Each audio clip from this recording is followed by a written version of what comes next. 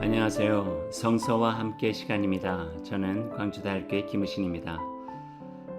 무척 무덥습니다. 어떻게 지내시는지요? 코로나로 인해서 마스크까지 써야 되니까 답답한 하루하루를 지내게 됩니다. 그래도 여러분 그 하늘을 한번 바라보세요. 미세먼지 없는 정말 여름 하늘이 너무나도 멋있습니다. 구름 한 점 없는 푸른 하늘이기도 하고 때로는 그 햇빛을 반사하고 있는 정말 흰구름 뭉게뭉게라고 하는 말이 어울릴 정도로 예쁜 하늘이 우리의 마음을 좀 위로해 주는 것 같은 그런 느낌도 듭니다. 힘들 때는 하늘을 한번 바라보시며 하늘이 주시는 위로와 하늘이 주시는 격려로서 이 어렵고 조금은 힘든 견뎌내야만 되는 이 삶을 잘 이겨나가셨으면 좋겠습니다. 성서와 함께 시간, 오늘은 이제 예언서를 시작하게 되죠. 그래서 예언서와 예언자 정신이라고 하는 주제를 가지고 여러분과 이야기를 나누어 보게 될 것입니다. 조금 길어질 것도 같은데 내용을 준비하다 보니까 하고 싶은 이야기들이 너무 많은 거 있죠. 그래도 좀 조절해서 여러분들과 함께 나눠보도록 하겠습니다. 특별히 오늘은 이제 지혜서를 마치고 예언서가 들어가게 되거든요. 이사야서부터. 그래서 이사야서를 하기 전에 전반적인 그 예언서에 대한 이야기, 그리고 구약 성서 속에 저변에 흐르고 있는 예언자 정신에 대한 이야기를 여러분과 먼저 나누고 이사야서로부터 시작되어지는 예언자와 예언서를 만나는 것이 좋겠다 하는 생각으로 준비한 에피소드입니다. 오늘 여러분과 함께 나누면서 예언자의 정신이 우리 마음에 아로 새겨져서 우리의 삶이 회복되어지고 보다 더 하나님의 말씀으로 우리가 온전해질 수 있는 그런 기회가 되었으면 좋겠습니다. 무슨 이야기부터 시작할까요? 이 이야기부터 시작해 볼까요? 저희 교회 예배당 앞에 걸어놓고 한동안 늘 바라보며 마음에 새겼던 글귀가 하나가 있었습니다. 정의와 인애와 신실한 믿음으로. 여기에 예언자 정신이 이렇게 축약되어져 있어요. 구약 성경이 말하고 있는 내용을 이렇게 핵심적으로 표현해 놓았고요. 또 예언자들이 한결같이 선포했던 메시지의 주 핵심이 바로 여기 있습니다. 정의와 인애와 신실한 믿음으로.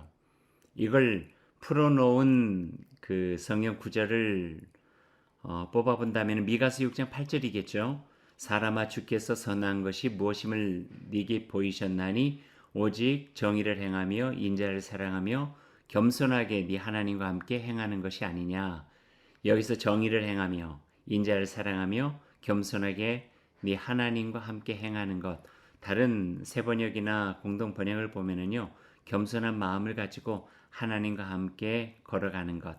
우리의 삶의 모든 여정 속에 하나님과 함께 걷는 것이라고 그렇게 이야기를 했어요.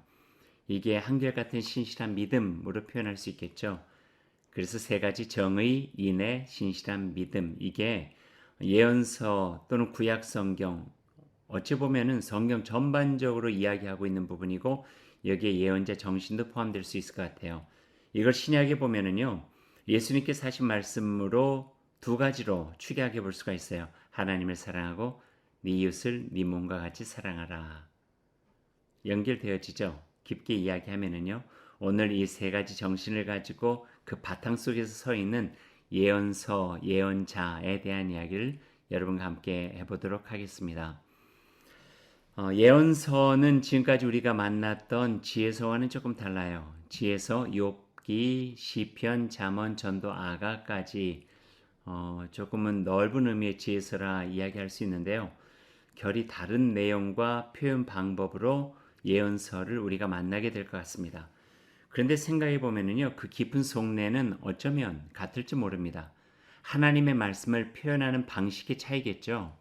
부드럽게 권하고 자상하게 이끌어 하나님의 나를 향해 갈 수 있도록 하는 것이 지혜서라면은 거칠고 때론 강력하게 가슴을 찌르고 정신이 번쩍 나게 하는 예언서의 말씀은 지혜서 마찬가지로 모두 하나님 나라의 신실한 백성으로 세우는 길이기 때문이죠. 그러니까 표현 방식은 다르지만 그 안에 있는 목적성은 동일하다. 이렇게 표현해 볼 수 있을 것 같아요. 이 이야기도 좀 하면 좋겠어요. 온전한 신앙, 바른 신앙. 우리가 자주 하는 말이죠. 온전한 신앙이란 무엇인가? 아마 이 질문을 받은 모든 신학자나 목회자들 또는 신앙을 가지고 살아가는 평신도들도 각기 자기 나름대로의 대답들을 할 수 있을 것 같아요. 근데 만약 누군가가 저에게 묻는다면은 저 이렇게 대답하고 싶어요. 나뉘어짐 없이 우리의 삶이 하나님 안에서 하나로 이루어지는 그 신앙, 이것을 온전한 신앙이다. 이렇게 말씀드리고 싶어요. 물론 이것을 바르게 설명하기 위해서는 좀 더 긴 시간이 필요하겠죠. 그러나 약간 중요한 부분만 이렇게 추려서 이야기를 나눠본다면 이렇게 이야기해 볼 수 있을 것 같아요. 이런 비유부터 할까요? 예를 들어서 집에서 저는 맑은 물을 한컵 받으면은요, 마시기도 하고 또 화초에 물을 주기도 하고 또 차를 마시기 위해서 물을 담아가지고 따뜻한 물로 데펴서 내리기도 하거든요. 때로는 그 물로 손을 씻기도 하고요. 물은 같아요. 근데 여러 가지 일을 하게 되는 거예요. 신앙이라고 하는 것은 온전한 신앙이라고 하는 것은 내면적이기도 하고 실천적이기도 해요. 영적이기도 하고 현실적이기도 하고요. 개인적이기도 하고 공동체적이기도 하죠. 그리고 현재적이기도 하지만 시대와 공간을 넘어서서 통합적이기도 하고 통전적이기도 하죠. 그래서 신앙이 좋다라고 하는 것은 단순하게 어떤 한 가지만 보면서 말을 할 수 있는 건 아니라는 거예요. 한 개인의 어떤 단면적인 것으로 신앙이 좋다가 아니라 그 모든 것들이 통합적으로 이루어질 때 참 신앙이 좋다, 신앙이 참 온전하다 이렇게 표현할 수 있다는 거죠. 성경에서 자주 말하는 샬롬도 마찬가지예요. 하나님의 샬롬이 이루어진다고 하는 것은 한 개인 안에서 죄인이었던 한 인간이 하나님과 화해하고 죄를 회개하고 하나님 안에서 온전하게 거듭나는 것, 하나님의 샬롬이 내 안에서 이루어지는 것이기도 해요. 또 다르게 이야기를 하면요. 눈도 마주치지 않았던 사람이 서로 적대적이었던 관계를 풀고 화해하고 용납하여 그 어긋난 관계를 해결하는 것, 하나님의 샬롬이죠. 동의할 수 있으시죠? 또 한 가정과 조금 더 큰 공동체 안에 교회 공동체도 좋고요. 지역사회 공동체도 좋고요. 서로를 소중히 여기면서 만들어가는 아름다운 공간, 아름다운 모습, 샬롬이에요. 조금 더 크게 이야기하면은요, 한 나라와 국가 안에서도 이루어질 수 있고, 공간을 넘어서 시간으로 이루어지는 것도 샬롬이라는 거죠. 시대와 역사 속에서 하나님의 통치가 이루어지면서 평화와 하나님의 평강이 이루어지는 것, 샬롬이에요. 그래서 구약과 신약 넘어서 꾸준하게 하나님의 샬롬이 이 땅에 이루어지기를 원합니다. 라고 이야기했던 거예요. 한 개인 안에서 내면적으로 은밀하게도 이루어지지만 보여지고 뚜렷하게 우리가 살아가는 이 시대 속에서 이루어지는 샬롬이죠. 조금 전에 물의 그 소스는 똑같은데 다양하게 이루어지는 것을 이야기한 것처럼 모든 것이 달리 보이지만 하나된 근원, 하나님의 샬롬의 은총과 구원에서 시작되어지는 물줄기라 이야기할 수 있을 것 같아요.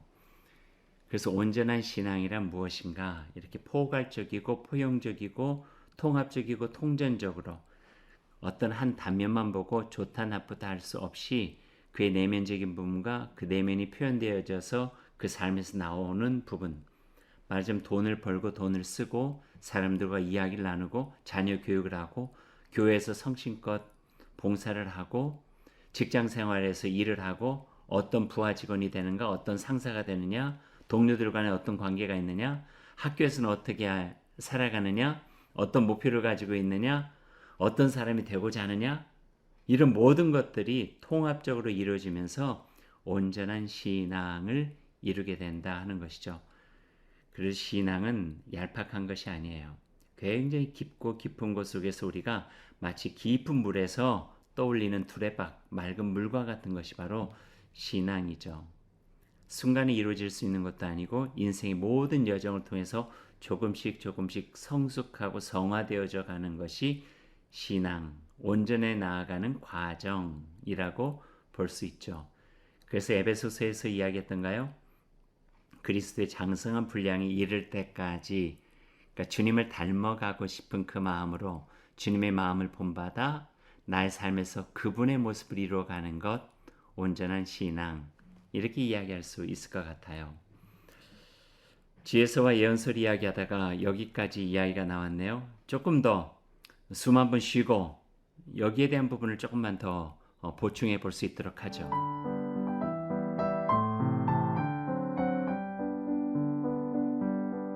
바른 신앙, 온전한 신앙 조금 더 설명을 하면 좋을 것 같아요.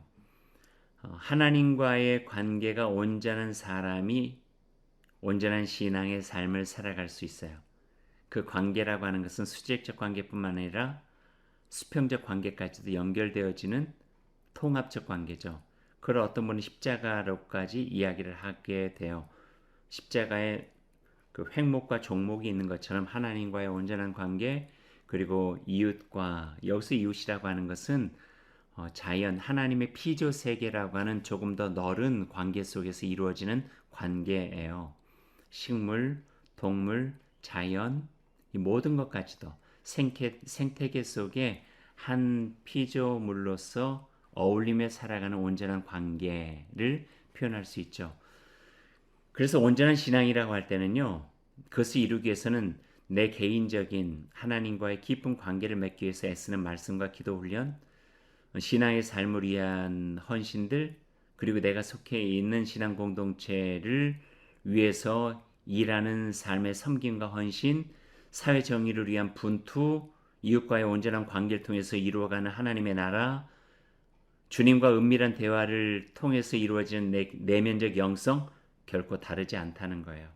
만일 이게 다르다 여기고 개인 영성, 사회 영성 나누고 개인 구원, 사회 구원 다르다고 나누고 있다면 이것은 분명히 그 사람이 가지고 있는 좁은 생각 안에서 좁은 신앙과 신학적 틀 속에서 나뉘어진 것뿐이라는 거예요. 제가 왜 이렇게 확신하고 이야기할 수 있냐면요. 성경이 그렇게 이야기하지 않아요. 예언자의 영성이 그래요. 지혜서와 예언서가 다르지 않거든요.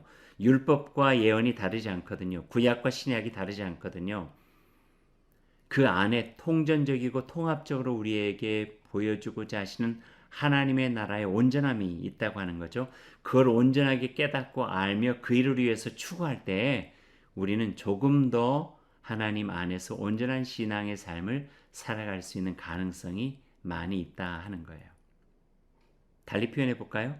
그리스도를 사랑한다면 약한 이들의 눈물을 외면할 수 없을 것이며 주님의 몸된 교회를 위해 성심껏 일할 수밖에 없어요. 자신이 몸담고 있는 교회를 제대로 섬기지 않으면서 하나님을 사랑한다고요? 말도 안 돼요. 가족들을 위해서 이타적인 마음을 가지고 애쓰지 않으면서 사회를 위해서 헌신한다고요? 말도 안 돼요.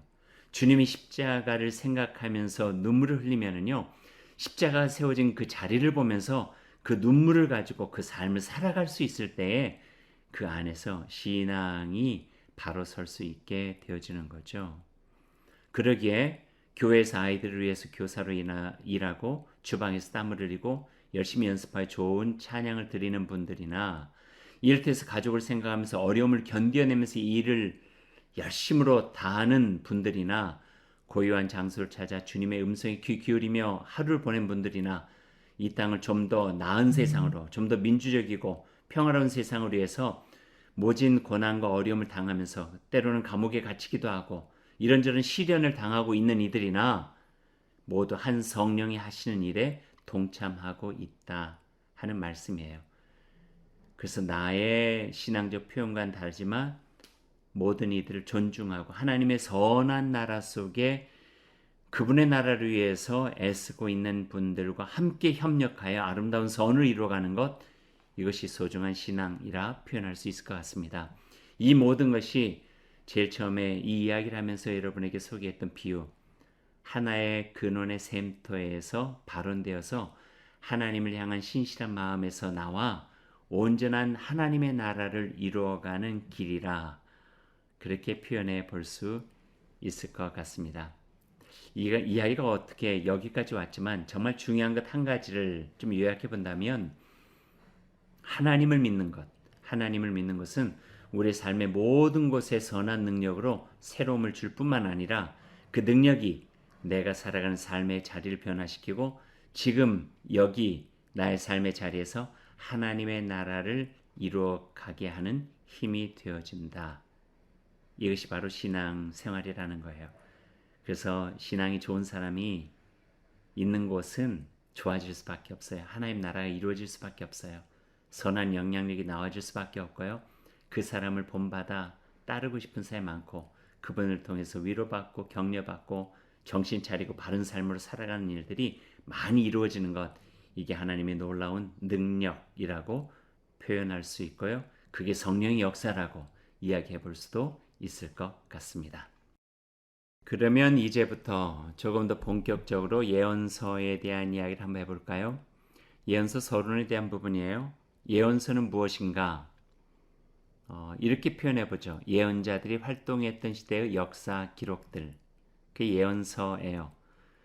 말하자면 예언서를 아는 것은 예언자를 아는 것이고 예언자들이 어떤 활동을 했는가 하는 것을 아는 것이다.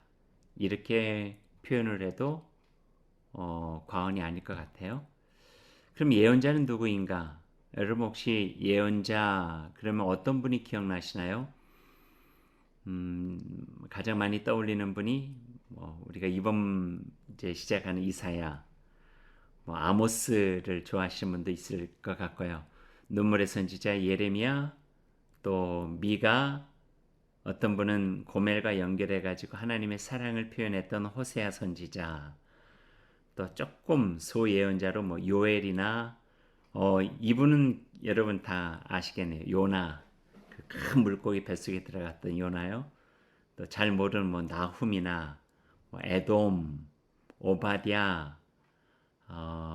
그리고 에스겔, 다니엘, 학개스가라 말랴기까지 다 예언자라고 포함되어질 수 있는 인물들입니다. 그럼 예언자가 그 구약에서 마무리되는가 끝나게 되는가? 마지막 예언자 말라기, 구약의 마지막 예언자 말라기야 맞아요. 하지만 어떤 분들은 그것이 확대되어져서 신구약 중간기를 넘어서 세례 요한도 예언자라고 표현하기도 하고 또 예수님까지도요. 그 예언자 계보에 포함시키실 수 있는 분이기도 합니다. 왜냐하면 그분이 하신 일에 예언자적인 사역도 포함되어 있었으니까요. 예수님의 사역, 또 세례 요한의 사역, 폭악과 잔혹한 왕 헤롯을 잔뜩 긴장시키고 겁먹게 했고요. 그 시대에 잘못된 종교적인 기득권을 틈을 내고 거기에 하나님의 말씀에 선명함을 집어넣으려고 했던 이들이 바로 또 예수님의 사역이고 세례 요한의 사역이었으니까요. 그분들 또한 예언자라 이야기할 수 있을 것 같아요. 그럼 한 가지, 우리가 살아가는 이 시대에는 예언자가 없을까요? 성서 시대로 예언자는 끝났을까요? AD 1세기에는요, 2세기에는요, 또 5세기에는, 10세기에는 우리가 지나왔던 2000년 동안의 역사 속에서는 예언자는 없었을까요? 물론 성서의 예언자는 아니어도 성서 속에 있는 예언자의 정신을 이어받아 그 역할과 사역을 하는 이들은요, 우리가 어렵지 않게 찾아볼 수 있을 것 같거든요. 예언자라고 우리가 그 이름을 붙일 수는 없을지 몰라도 그러나 예언의 사역을, 예언자의 정신을 가지고 이 땅에서 사역을 해온 사람들이다. 이렇게 표현할 수는 얼마든지 있을 것 같아요. 그러고 보면은요, 예언자라 느껴지는 이들은 어느 시대라도 그 시대마다 늘 있어 왔다는 거예요. 왜냐 하나님의 음성, 하늘 소리는 어느 시대라도 필요했거든요. 우리가 세상의 분주함과 세상의 잘못된 것에 빠져가지고 하늘 음성, 하나님의 말씀을 듣지 못할 때에 분연히 일어나서 하나님의 말씀을 가지고 그들에게 외쳐왔던 일들은 분명히 있었어요. 그 음성을 전하면서 우리가 이렇게 살아가면 안 된다라고 시대를 깨우는, 시대 속에서 깨어있는 정신을 가지고 역사의 방향을 제시해주는 역할을 했던 이들은 얼마든지 있었거든요. 그들을 우리가 예언자라고 부른다면은 지금 우리가 살아가고 있는 지금 여기에도 예언자는 있다. 이렇게 표현해 볼 수 있을 것 같아요. 그럼 누가 예언자인가 구별해 볼 수 있는 여러 가지 것들이 있지만 예언자의 공통적인 특징 두 가지는 있어요. 첫 번째는 시대를 읽어내는 눈이에요. 통찰력이죠. 이 시대의 불의와 불법도 읽어낼 수 있는 눈, 현혹되지 않는 맑은 눈을 가지고 있는 이 통찰력을 가지고 있는 사람, 예언자. 그리고 또 하나는 하나님의 말씀으로 역사의 방향을 제시하는 사람, 예언이에요. 하나님의 말씀으로 역사의 방향을 제시해주는 그 예언이거든요. 그러니까 자기가 아는 생각이 아니라 하나님께서 지금 이 시대를 살아가고 있는 우리에게 이렇게 말씀해 주십니다. 예언이죠. 시대적 통찰력을 가지고 하나님의 말씀을 전하는 이 예언자, 그 예언자의 정신을 이어받은 사람들이라고 표현해 볼 수 있을 것 같습니다. 그럼 구약의 예언서 속에 나타난 세 가지 예언자적 정신이 있어요. 그게 오늘 서두에 이야기했던 그 말씀에 담긴 정신 세 가지예요.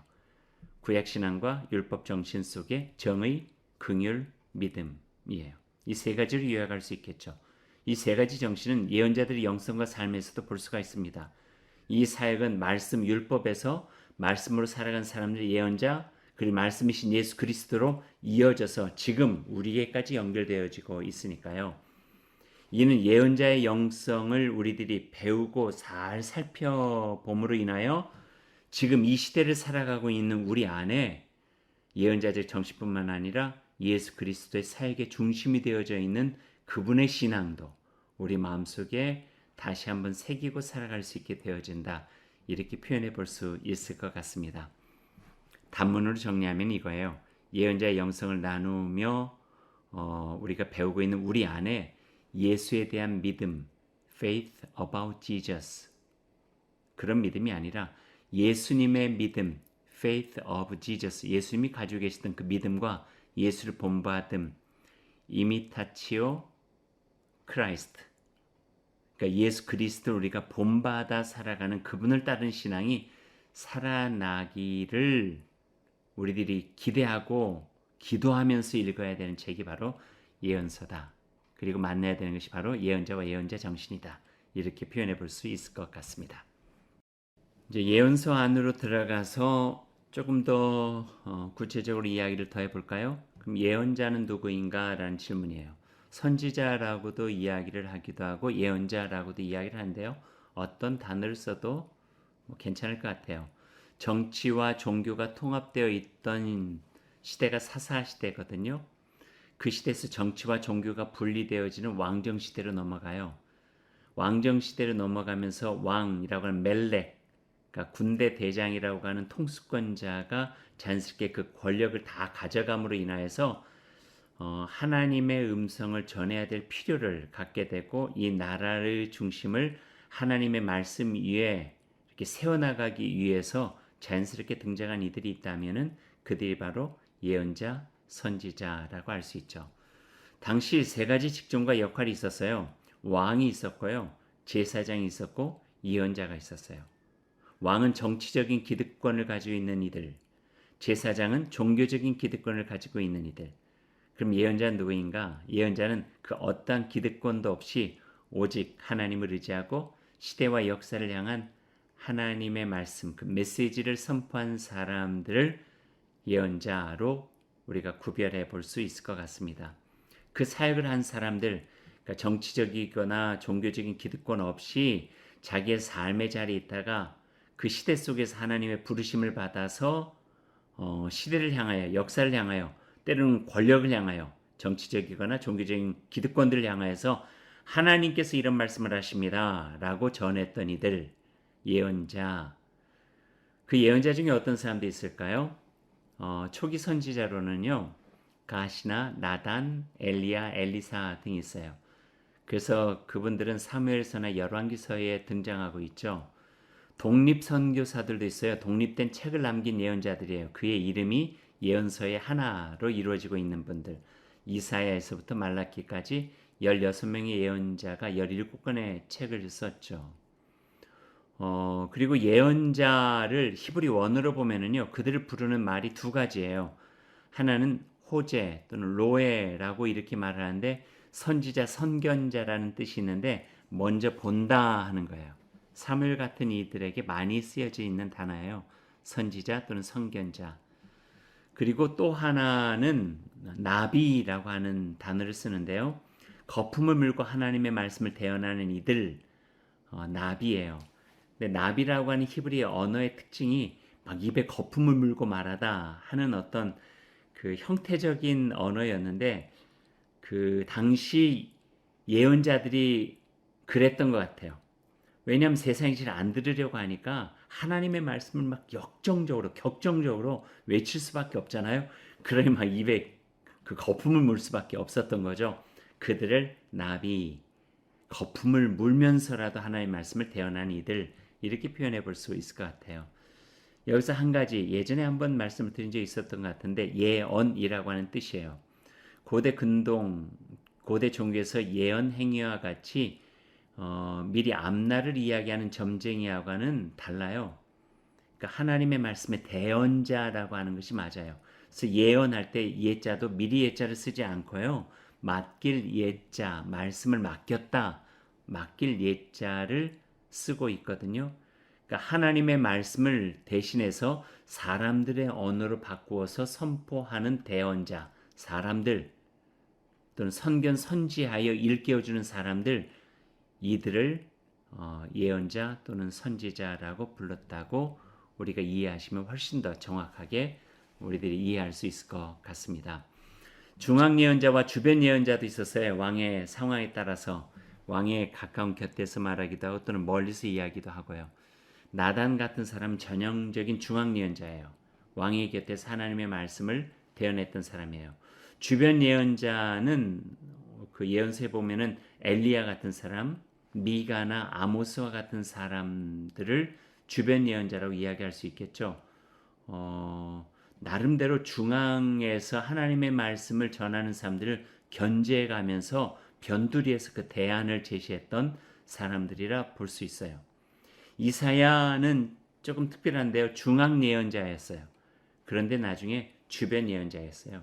중앙에서 그 왕에게 좋은 말로 대변하다가 이건 아니지 하는 대각성의 시간이 있었고, 이사야서 6장을 보면은 이제 변두리 주변으로 나가서 하나님의 말씀의 담지자로 살아가게 된 이가 바로 이사야라고 하는 예언자였습니다. 예언자들의 기능은 힘없는 사람들의 이익을 대변하고 사회 변혁을 위해서 일한다. 사회 변혁, 하나님께서 원하시는 방향으로. 이게 예언자들의 기능이었고요. 예언자의 특징은 고통과 아픔을 읽어내는 감수성, 하나님의 말씀을 알아채는 민감성, 하늘의 음성을 들었기에 갖게 되는 용기, 이 세 가지가 예언자의 특징으로 볼 수가 있습니다. 조금 이따가 다시 한번 반복이 되니까요. 여러분 한번 꼭 마음에 새겨 보셨으면 좋겠습니다. 잠깐 쉬었다 갈까요?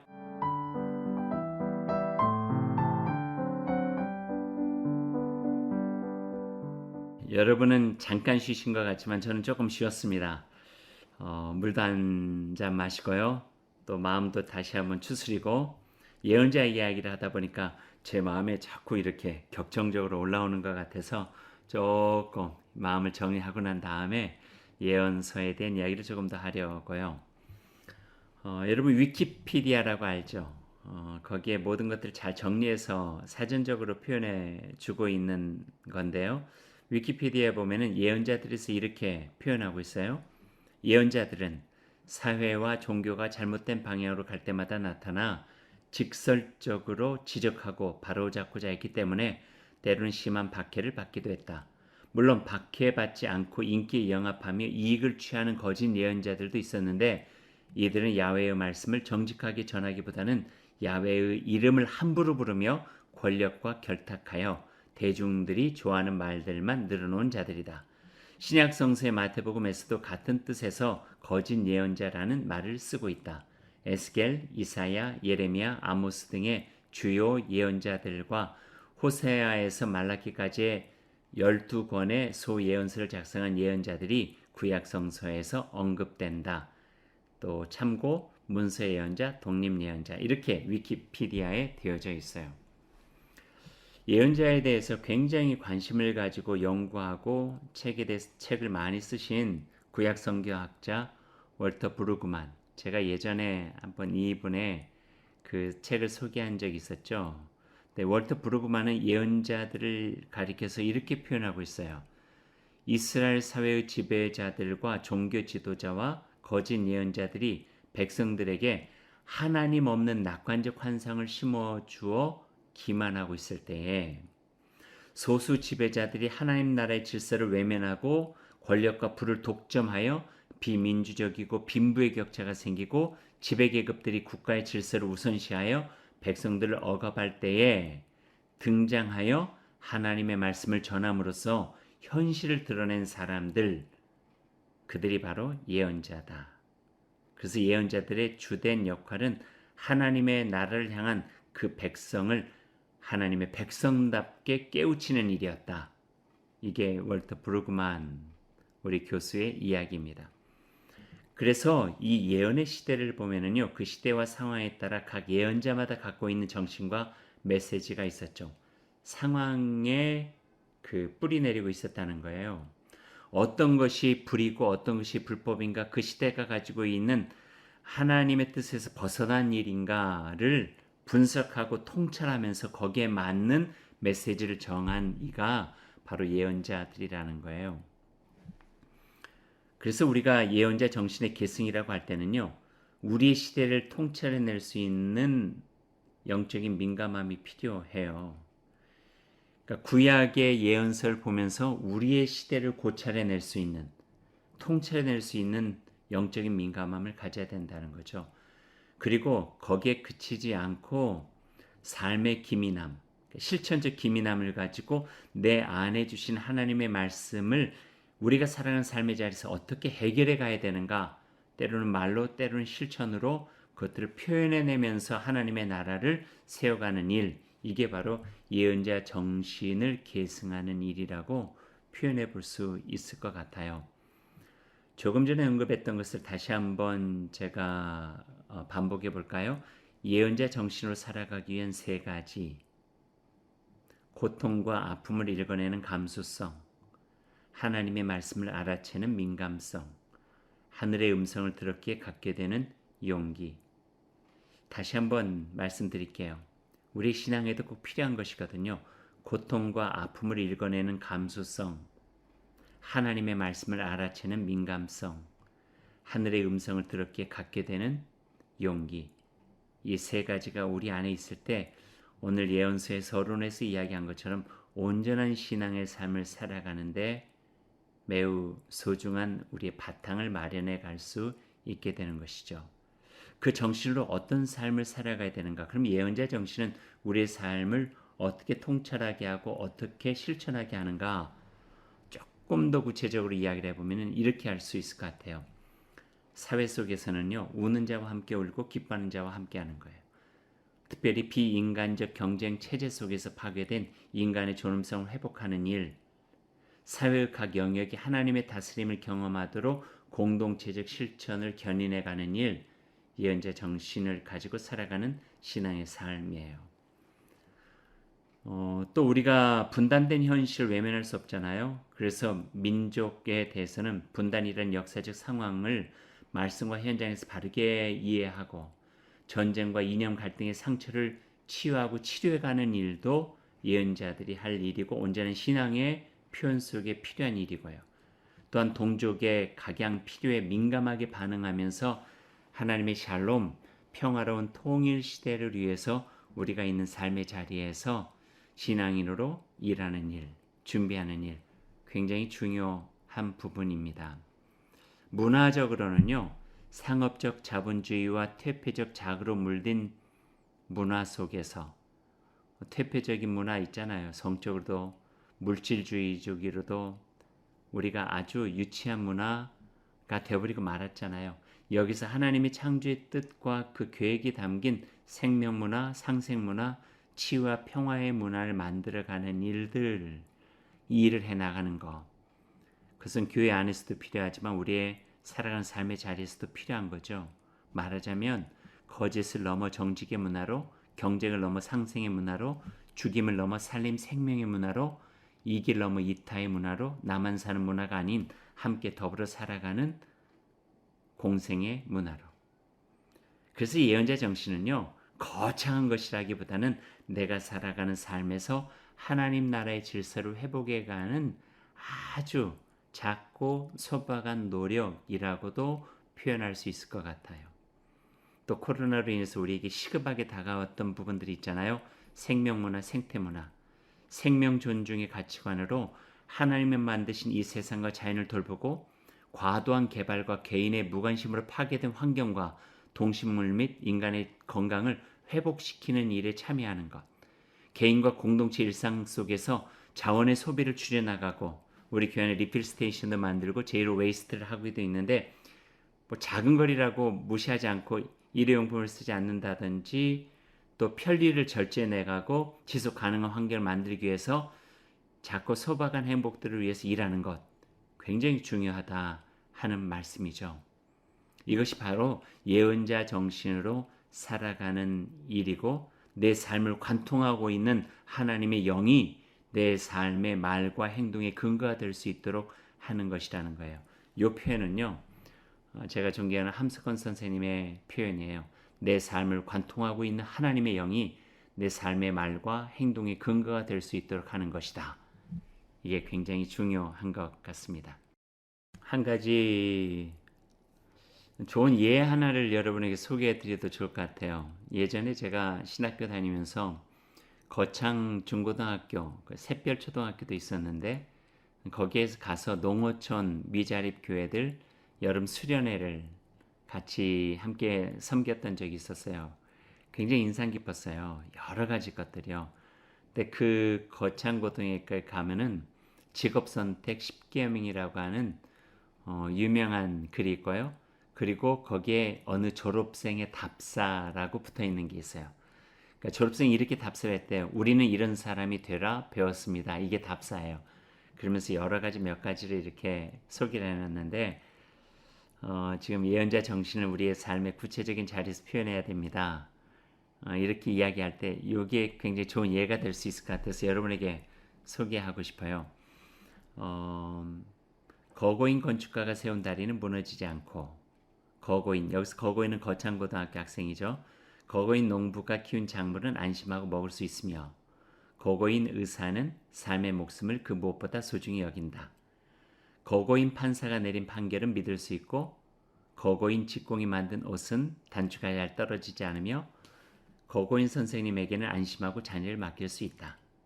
거고인 공직자 관리는 뇌물을 받지 않고 거고인 기자는 거짓을 전하지 않으며 거고인 역사가는 그 무엇보다 진실을 목말라 한다. 그래서 세상은 거고인을 세상의 빛이라 하고 세상의 소금이라 말한다. 감동적이었어요. 마음에 와닿았어요. 그래서 거창고등학교 전영창 전성은 교장선생님이 심화하셨던 곳인데 거기에 그렇게 써 있어요. 바른 교육의 정신을 전수하는 곳. 전 여기 바른 교육의 정신을 예언자 정신으로 바꿔도 별로 다르지 않다 생각이 되어져요. 바로 거기에 예언자 정신이 있는 거예요. 그리고 이 시대를 살아가고 있는 예언자들의 삶도 우리가 보게 되는 거고요. 예언자들을 만났습니다. 이제 앞으로 만나게 될 거고요. 우리 안에 예언자의 정신, 예언자의 영성을 가다듬는 시간이 되면 좋겠어요. 서둘러서 무엇을 바꾸려 하기보다는 내 안을 차분히 들여다보고 내 안에 하나님의 영이 채워지도록 예언자의 영성이 내 안에서 살아나도록 하는 일이 앞으로 매우 소중하리라 여겨집니다.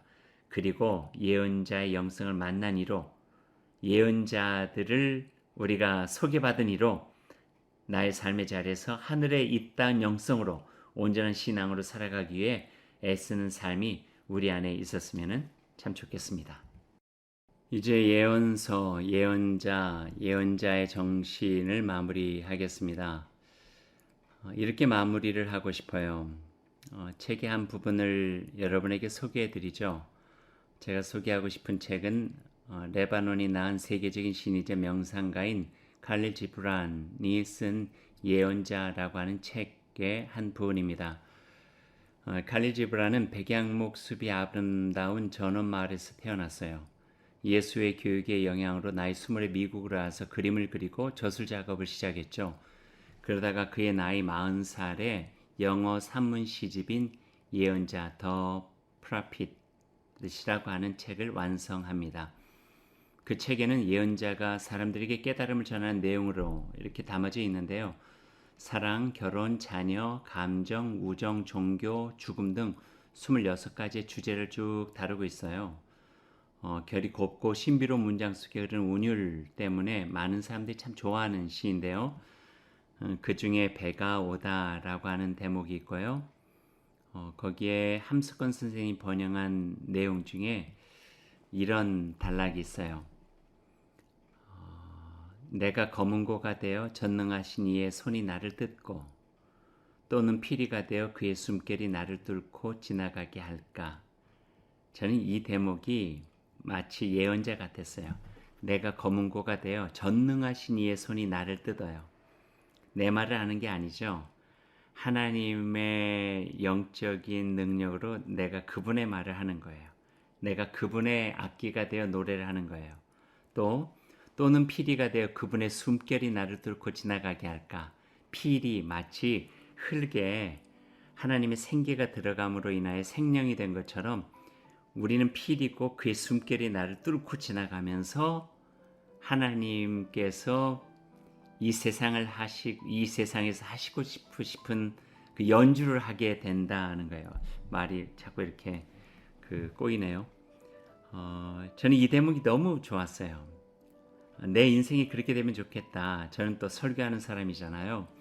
그러니까 내 말을 막 억지로 만들어서 하기보다는 이 말씀처럼 내가 검은고가 되어 전능하신 이의 손이 나를 뜯고 피리가 되어 그분의 숨결이 나를 뚫고 지나가면 좋겠다. 그래서 내가 저절로 하늘의 소리, 하나님의 말씀, 하늘이 우리에게 이 땅에 주시는 음성들을 들려주면서 살아가면 얼마나 좋을까 하는 생각을 해보았습니다.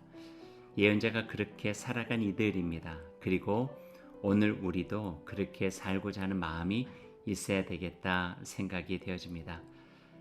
이렇게 마무리하죠.